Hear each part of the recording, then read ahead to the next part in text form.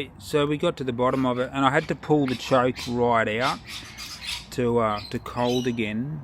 So I'm just going to see if it does it again. The chainsaw worked perfectly, as you can see, just the way we kind of wanted it to. So, but then we stopped cutting because we panicked, obviously. But so we'll see how it goes again. And we'll put the choke back in, and we'll just start it up again.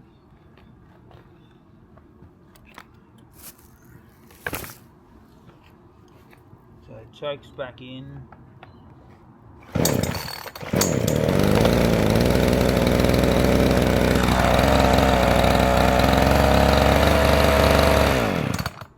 And then it will turn off if I pull the choke back out to cold again.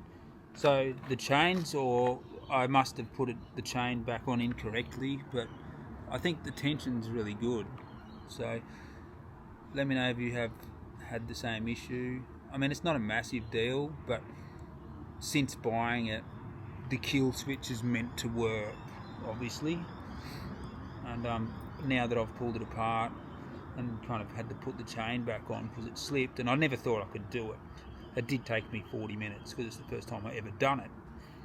But so yeah, you do panic, but yeah, if you just pull the choke back out to cold, it goes off. Thank goodness, because I thought that I was going to have to pull the cover off again while it was running. I'd rather not, thanks.